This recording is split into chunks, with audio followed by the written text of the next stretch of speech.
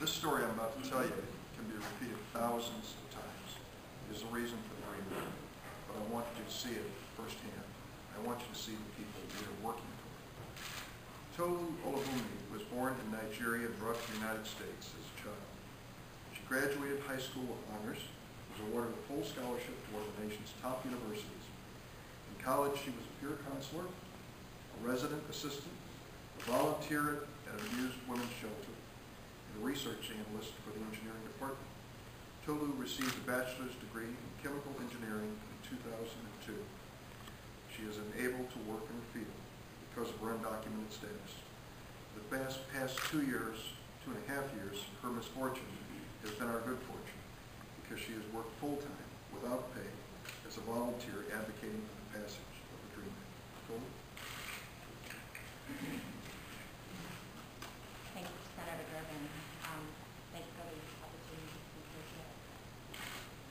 My name is Tolu Olubunmi. I was born in Lagos, Nigeria, to two of the most hardworking, devoted parents anyone could ask for. When I was 14 years old, I was brought to the U.S. to escape the increasingly erratic political climate in Nigeria, but never with the intention of becoming undocumented or living within the confines of the U.S. for the past 15 years. I graduated high school at the top of my class, and when it came time to apply for college, I could barely afford the application fee, let alone tuition, but I didn't let this deter me from my goal. See, my father had always taught me that an education is a basic necessity in life, and a college education as vital as learning your ABCs. And so with his support, I pushed forward and earned a full scholarship to one of the nation's top universities. I knew I'd been blessed, and I took full advantage of this tremendous opportunity. I'd wanted to be an engineer since I was 8 years old. And in 2002, I graduated with a chemical engineering degree, ready to fulfill my childhood dream. It's been nearly 10 years since graduation, and I'm yet to work a day as an engineer.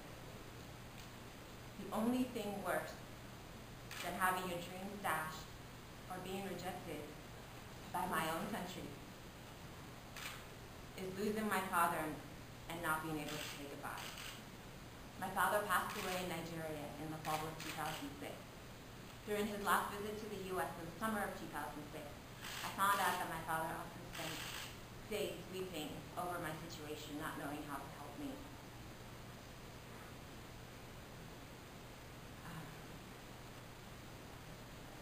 I've always known that my father loved me, but the depth of his love was magnified during our last 2 weeks together.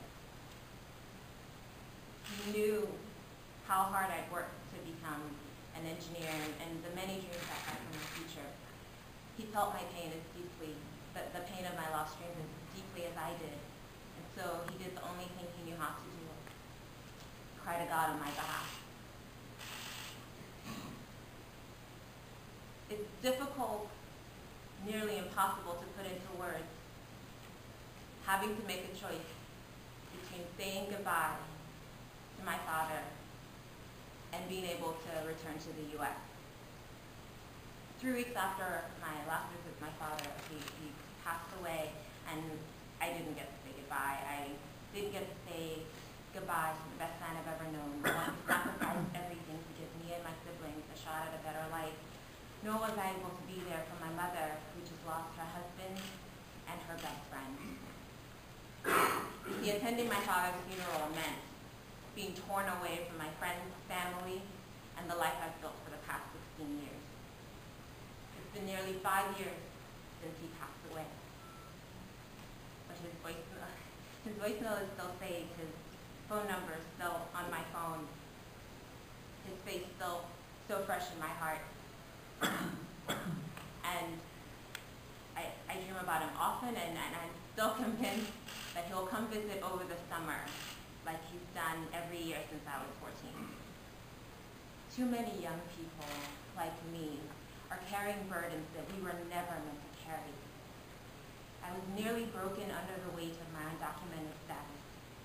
But after meeting so many others like me, and seeing the passion with which Senator Durbin, and other legislators and advocates fight for my future, I decided to stop carrying the pain and shame of a decision I had no control over.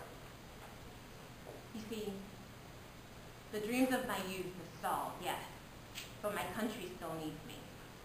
So I volunteer full-time to ensure a better future for thousands of others.